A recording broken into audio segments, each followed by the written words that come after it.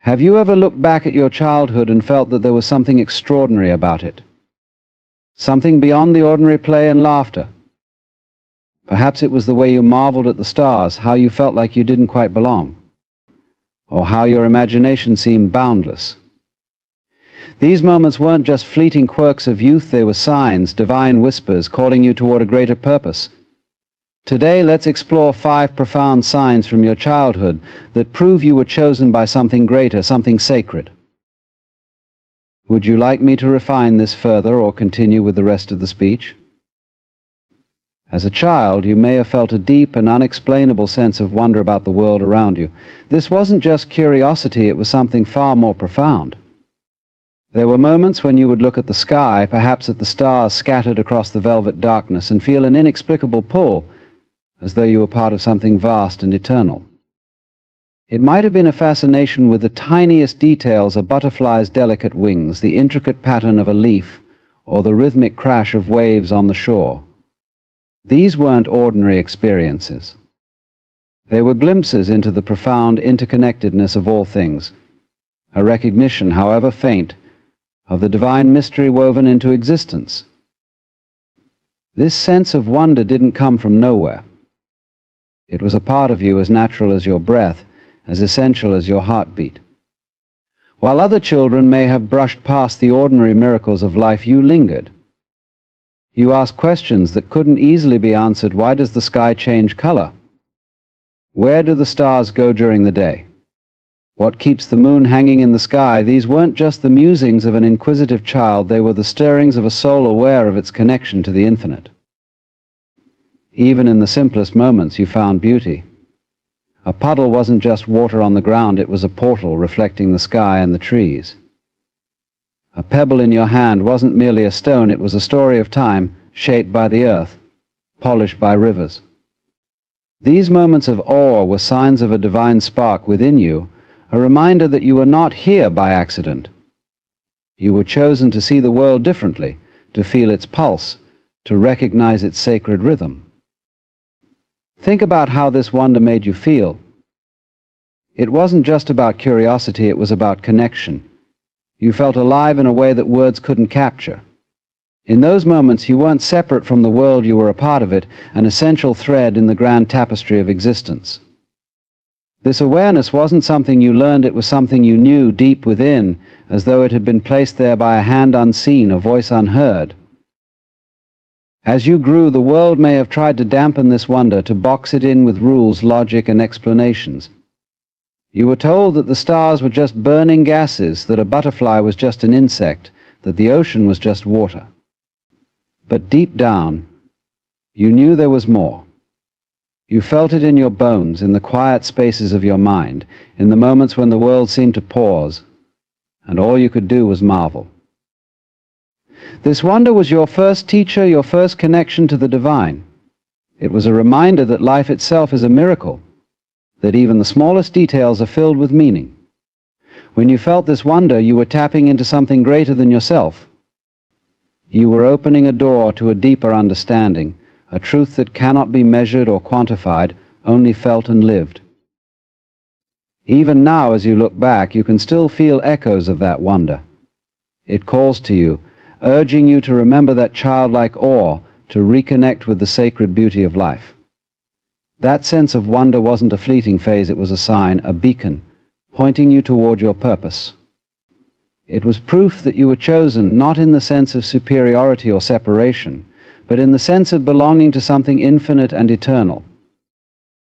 To hold on to that wonder, to carry it with you as you navigate the complexities of adulthood, is to honor the divine within you. It is to recognize that the same force that shaped the stars, the oceans, and the mountains also shaped you.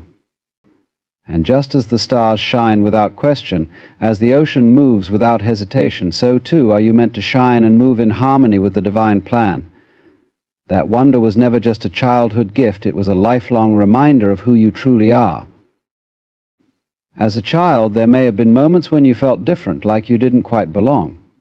It wasn't a sadness necessarily, but rather a quiet awareness that you were walking a path unseen by others. Maybe you sat on the fringes of a group, watching rather than participating, not out of shyness, but because you felt the pull of something deeper, something beyond the surface chatter. Or perhaps you sensed that the world around you didn't fully understand you, and you weren't always sure you understood it either. This feeling wasn't a flaw, it was a sign, a whisper from the universe that your path was uniquely yours. You might have felt like an observer, taking in the world with a profound sensitivity. While others laughed or played, you noticed the way the sunlight filtered through the trees or the way the wind carried the scent of rain.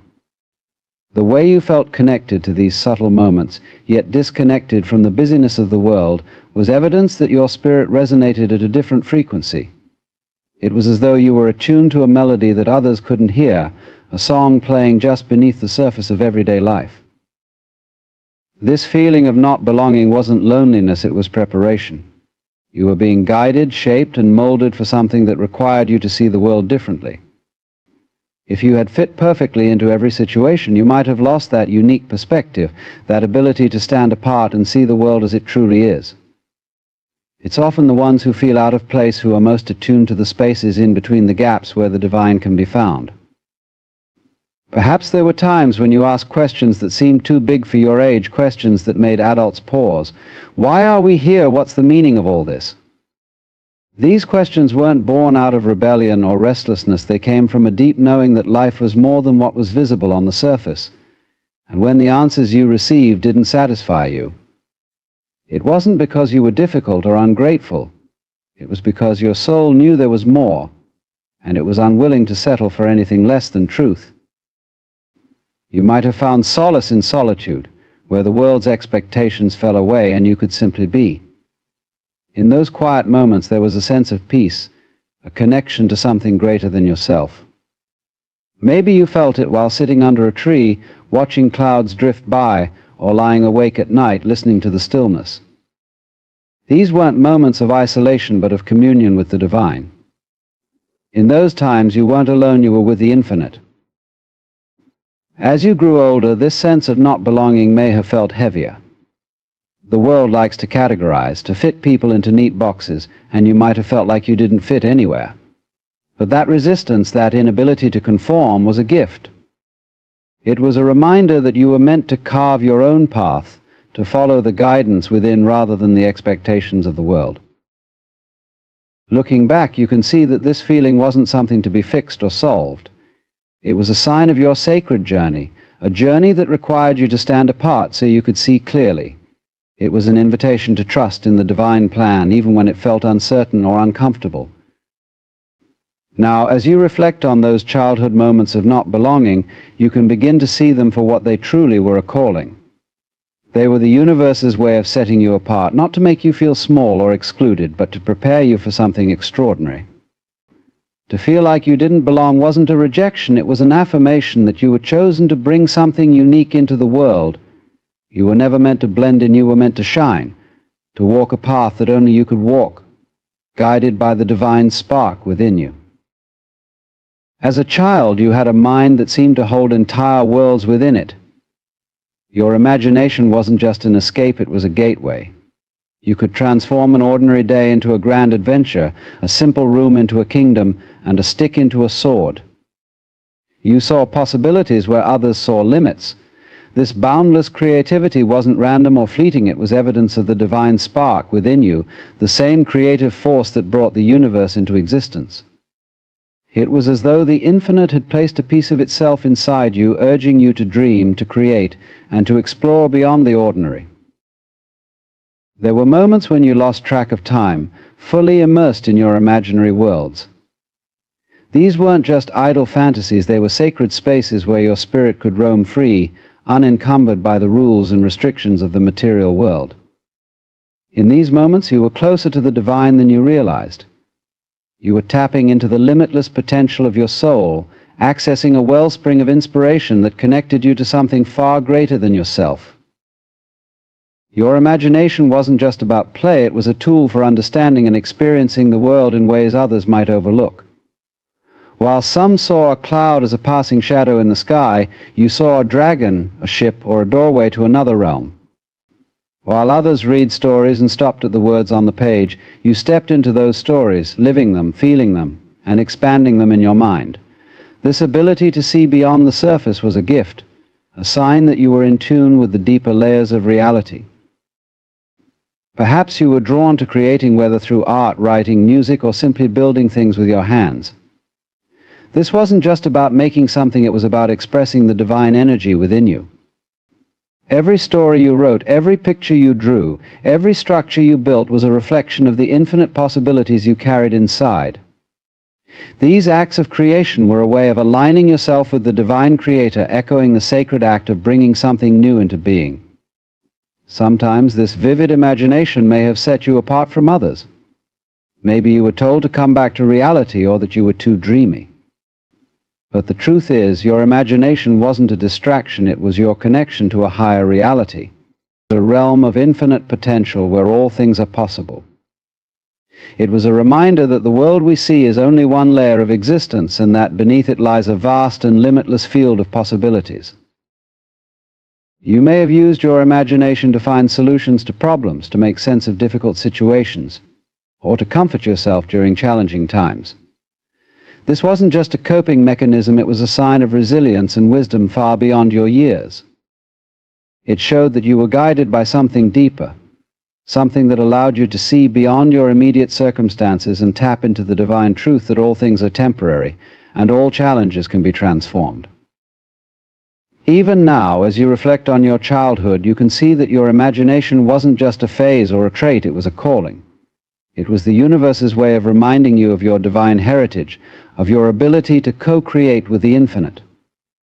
It was a sign that you were chosen, not just to dream, but to bring those dreams into reality, to use your creative gifts to make the world a more beautiful, compassionate, and inspired place. And the child who imagined entire worlds still lives within you. That creativity, that wonder, that connection to the infinite hasn't gone anywhere. It's waiting for you to rediscover it, to embrace it, and to use it as a tool for transformation. Your imagination wasn't just a part of your childhood, it's a sacred gift that has always been and will always be a part of your divine purpose. It's a reminder that the same force that created the stars, the oceans, and the mountains also created you, with the ability to dream, to create, and to bring forth beauty into the world. As a child, there may have been moments when the world around you seemed to pause and an unexplainable peace would wash over you. These moments didn't arrive because of anything you did, they came unbidden, like whispers from the universe. Perhaps you were lying in the grass, staring up at the sky as clouds drifted lazily by, and you felt an overwhelming stillness, as though time itself had stopped.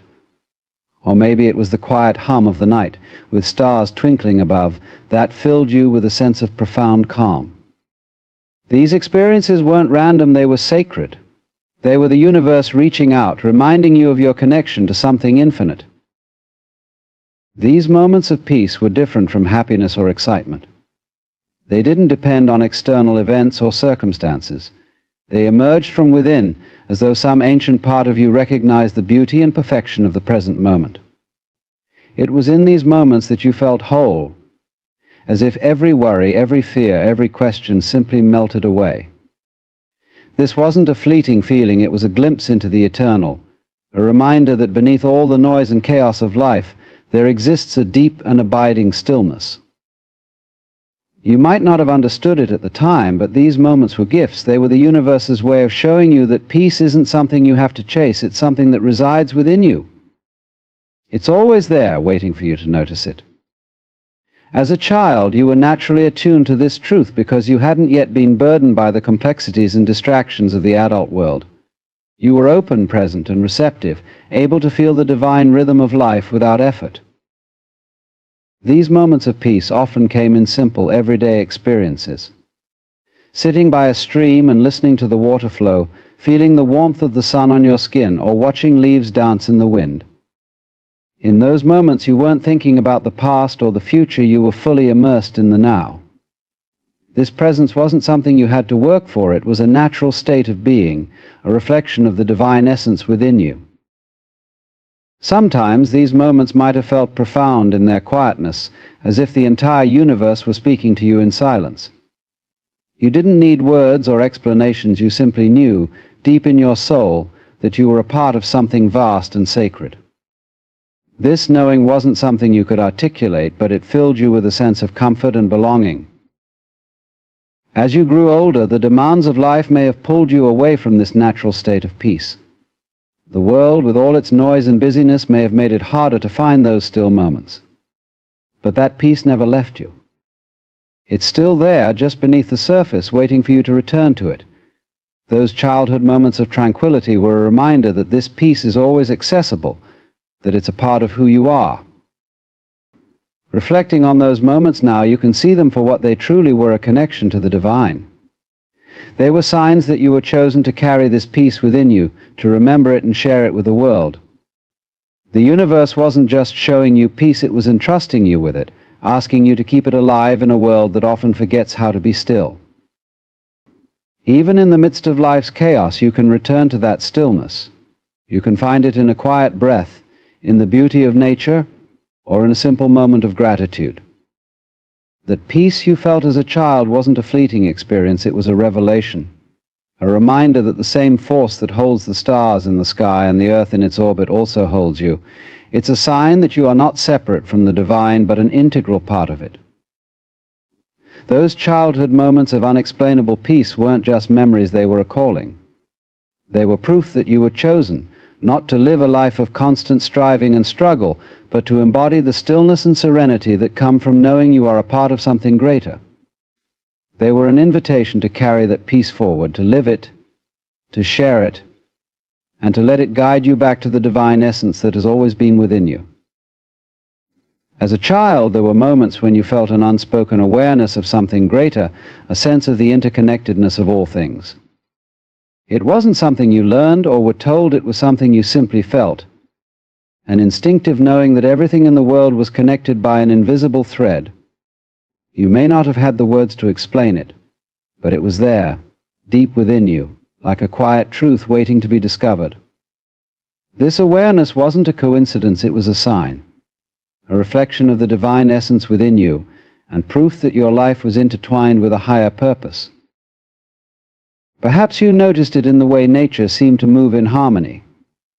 The way birds flew in perfect synchrony, how the wind whispered through the trees, or how the rain seemed to bring life to everything it touched. You felt that these weren't random occurrences, but part of a greater design, a sacred dance that you too were a part of. This awareness wasn't just about observing the world, it was about feeling deeply connected to it, as though your soul resonated with the rhythm of life itself.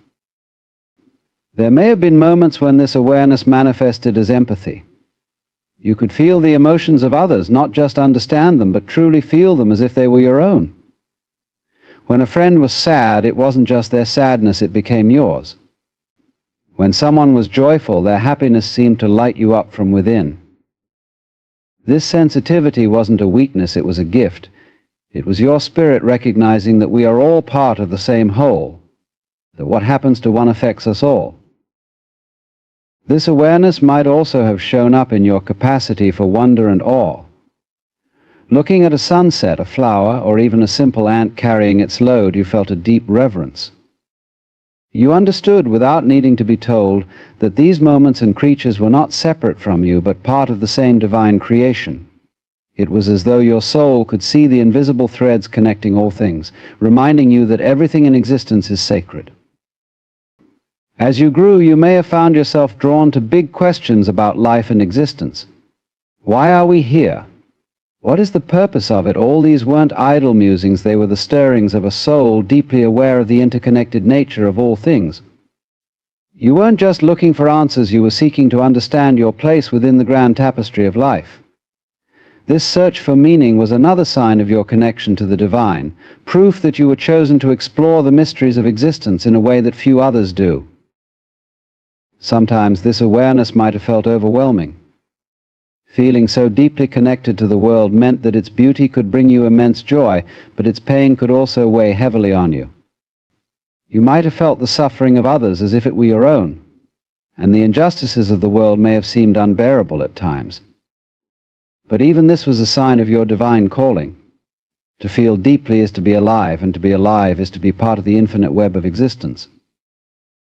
Even now, as you reflect on those childhood moments, you can sense that this awareness hasn't left you.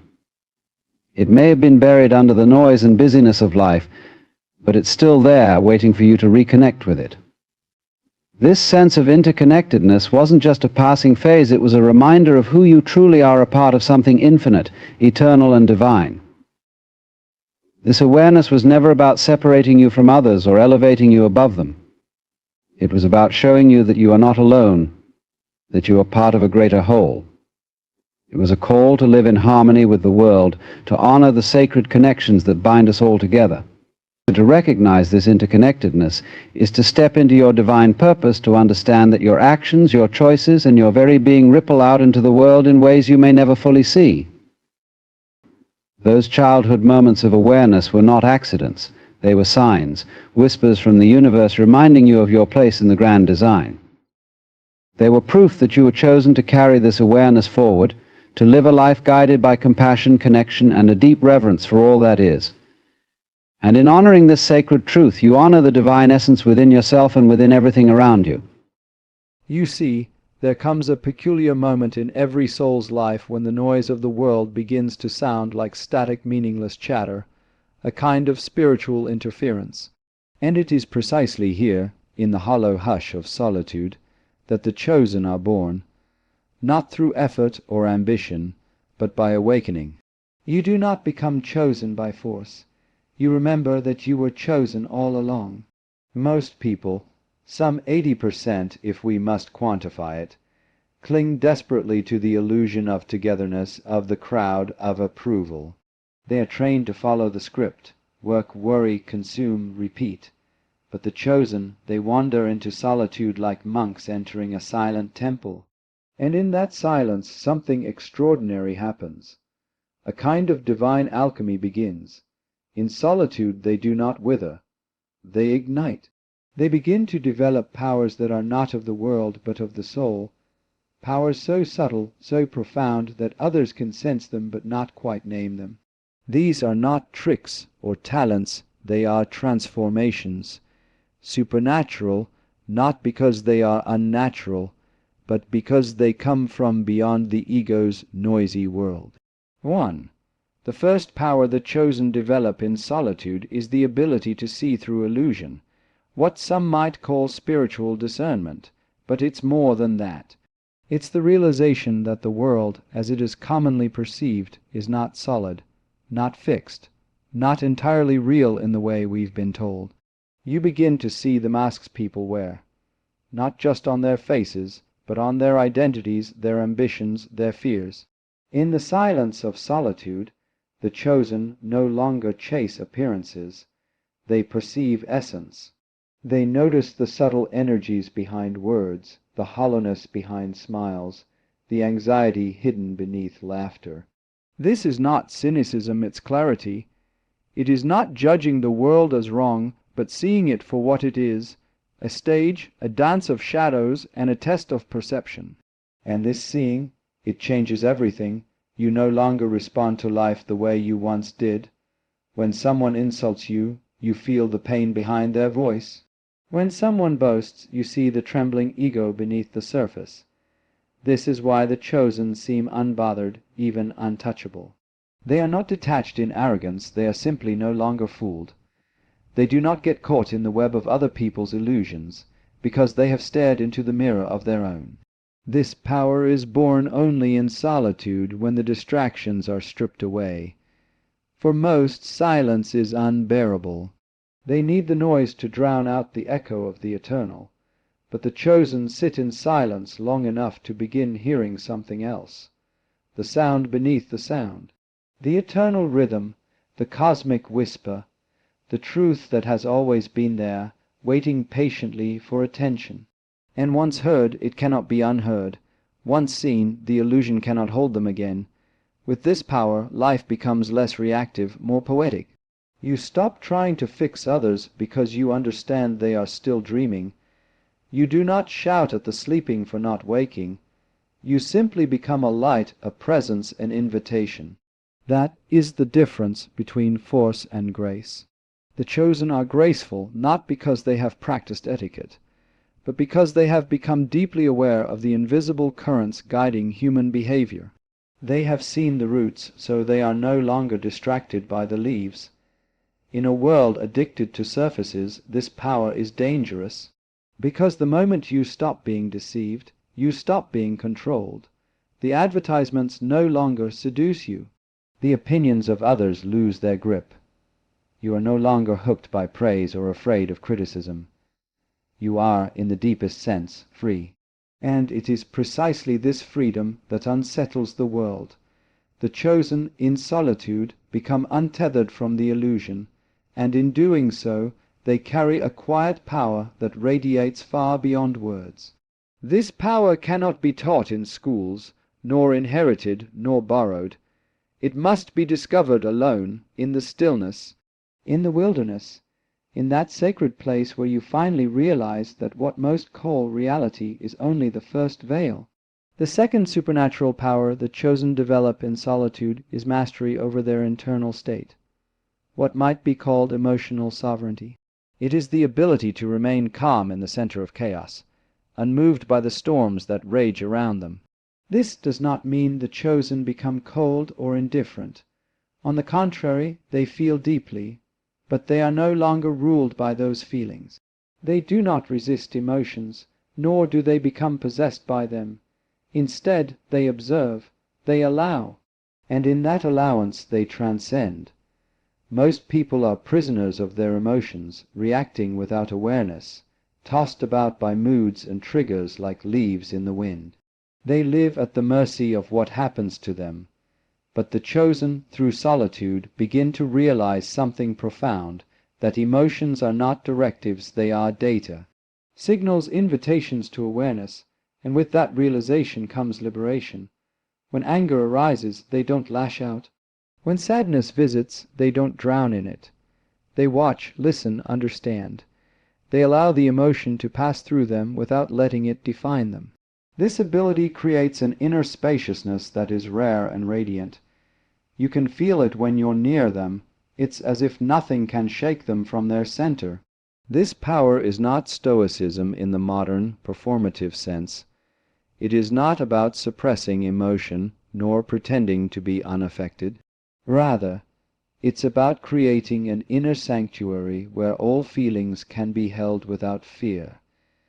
It's about transforming the mind from a battlefield into a temple. This transformation only begins when you are alone long enough to meet yourself in your rawest form, without distraction, without performance, without applause. In solitude, the chosen confront the fullness of their inner landscape, and they make peace with it. All the repressed rage, the unhealed wounds, the forgotten dreams, these rise like old ghosts, not to torment, but to be seen, forgiven, and released. And once you've done that inner work, once you've touched the fire of your own suffering and sat still within it, you begin to carry a different frequency. People sense it. They may not know why they feel safe around you, or why your presence calms their nervous system, but it's there. You no longer leak emotional chaos into the world. You radiate stability. This is what makes the chosen different. While others seek to control the external, the chosen have mastered the internal. And so, paradoxically, they become more powerful in the external world because they are not reacting to it blindly. Solitude, then, becomes the forge of emotional mastery. It strips away distraction and forces you to meet yourself, not the curated self, but the real one, and in doing so it offers you a gift, the realization that peace is not something you find, but something you generate from within. The world may try to provoke you, insult you, tempt you, or scare you, but when you've learned to govern your own inner weather, you become like a mountain in the wind, still, solid, and unshakably free. The third supernatural power that the chosen develop in solitude is the awakening of intuitive knowing, a deep inner guidance that surpasses logic, calculation, and even experience. It is the return of the forgotten language of the soul. In a world dominated by reason, where every step must be justified and every move explained, Intuition is treated as unreliable, even dangerous, but to the chosen it becomes the most trustworthy compass they possess. This is not the impulsive voice of emotion, nor the echo of conditioned thought. It is quieter than thought, older than memory, and it only becomes audible when the noise dies down. Solitude is the sacred silence that allows this voice to be heard. When you are alone, truly alone, your mind at first will panic. It will search for distractions, for problems to solve, for stories to tell. But if you remain still, if you wait long enough, a new kind of perception begins to emerge. It's not based on deduction or planning. It's a sudden knowing. You feel it in your bones, you sense it in your chest. It comes without justification, but carries a certainty that no argument can match. This intuitive knowing becomes a quiet superpower. The chosen begin to sense the right direction without needing a map. They walk away from situations that look perfect on paper, but feel wrong in the soul. They move toward paths that seem uncertain, yet pulse with unseen purpose, and because they follow this inner compass, their lives often look strange to others. They seem to move against the current, to make choices that defy convention. But in time, those choices lead them to places logic could never have taken them. The intuitive mind is not a tool you can force. It blooms only when the conditions are right, when the external voices fade, when the inner chatter slows, and when you are not trying to be anything other than what you are. That's why solitude is essential. The crowd demands you explain yourself. Solitude asks nothing but your attention. And in that space, the chosen discover a guidance system that never lies. This intuitive clarity also makes the chosen difficult to manipulate. They can feel the hidden agenda beneath a polished smile. They know when someone is speaking truth or merely performing it. They sense betrayal before it happens, not because they are paranoid, but because their perception is tuned to a frequency most ignore. While others get lost in appearances, the chosen navigate by resonance, and this power, once awakened, never truly leaves. It becomes a lifelong companion, a sacred whisper in the wilderness of the world. It protects without armor, guides without maps, and speaks with a wisdom older than time. The chosen walk with this inner knowing, not because it guarantees an easy life, but because it is the only voice that tells the truth when all others contradict it. In solitude, this power awakens, and once it does, the chosen are never truly lost again. The fourth supernatural power the chosen develop in solitude is creative transmutation, the ability to turn pain, confusion, and chaos into beauty, insight, and meaning. This is not merely the act of creating art, though it often manifests that way. It is the deeper capacity to alchemize suffering, to take what most would try to escape and transform it into something sacred. In the silence of solitude, when there is nowhere to hide, the chosen are forced to sit with the raw materials of their inner world. And it is here that the process begins. Most people try to avoid their wounds. They bury them beneath distractions, cover them with productivity, or numb them with pleasure. But the chosen, having nowhere to run in solitude, learn to turn toward their pain. They look directly at the heartbreak, the betrayal, the loss. Not as victims, but as witnesses. They stop asking, "Why did this happen to me?" and begin to ask, "What is this here to teach me?" That shift changes everything. Because once pain becomes a teacher, it becomes sacred. And what is sacred must be honored, not hidden. This honoring takes the form of creation, not always with a canvas or a pen, but with one's life. The chosen begin to shape their experience into something meaningful. A poem, a gesture, a way of walking through the world that carries with it the wisdom earned through suffering. They become, in a way, living art. Their presence tells a story not of perfection but of transfiguration. They carry their scars not as evidence of defeat, but as symbols of strength. Like gold veins running through broken pottery, made more beautiful by their mending. Solitude offers the space for this transformation because it removes the noise of comparison. In the world, creativity is often polluted by competition, by the need to impress or monetize. But in solitude there is no audience. There is only the sacred dialogue between soul and source, and in that quiet space something miraculous begins to emerge, the authentic voice, the one not shaped by trends or approval, the voice that has something real to say. And once the chosen discover that voice, they become impossible to imitate, because their creativity flows not from the surface, but from the deep well of being. This power also gives the chosen a profound resilience. They no longer fear the dark nights of the soul, because they know those nights contain the seeds of their next evolution. They do not panic in the face of suffering, because they have learned how to turn it into something worthwhile. In this way, the chosen become not just survivors of hardship, but stewards of transformation. They carry the medicine they have brewed in solitude, and when they re-enter the world they bring it with them, not as doctrine but as presence. This is why being around the chosen feels different. They've turned their pain into wisdom, their silence into song, their solitude into strength. And that strength is not loud, but it is unforgettable. The fifth supernatural power the chosen develop in solitude is communion with the divine, not through doctrine, ritual, or belief, but through direct experience. It is the profound awareness that they are not alone and never have been. In solitude, when all the roles have been dropped, when the mind has exhausted its arguments and the heart has emptied its longings, a presence begins to emerge, not outside but within. It does not speak in language, yet it communicates more clearly than any voice. It is not seen with the eyes, yet it is more real than anything visible. This is not a God you are taught to believe in. This is not faith in the traditional sense. It is knowing, a deep soul-level recognition of unity with something infinitely wise, gentle, and vast. While most people seek this connection through intermediaries, religious leaders, sacred texts, or institutions, the chosen encounter it in the sacred silence of being alone.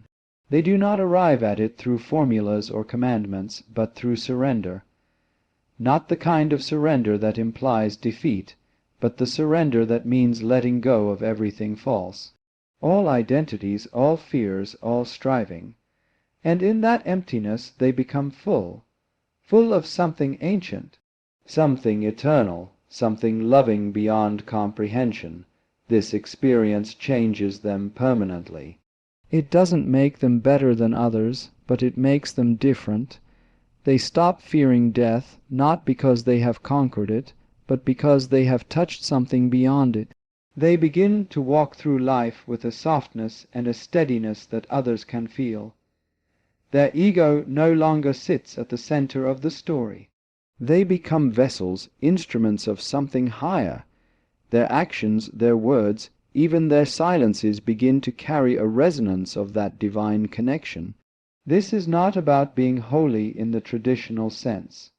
The chosen may look entirely ordinary on the outside. They may speak plainly, dress simply, and move quietly, but when they are around, something shifts. The air feels different, you feel seen, you feel safe, you feel close to the sacred without knowing why. Solitude is the gateway to this power, because it removes the distractions that block communion. When you are no longer performing for others, when you are no longer trying to prove your worth, when you have tired of your own thoughts and outgrown your old desires, you begin to hear the whisper that has always been calling. That whisper becomes a conversation. That conversation becomes a relationship. And that relationship becomes the center of your life. The chosen do not need to convince anyone of what they've experienced. They carry it in their being. Their peace becomes their proof. Their compassion becomes their testimony. Their inner light becomes their authority. And in a world starving for the sacred, they become reminders, walking invitations to return to the source. Not through belief, but through stillness, not through struggle but through surrender. This is the final power, to become one with what has never been separate.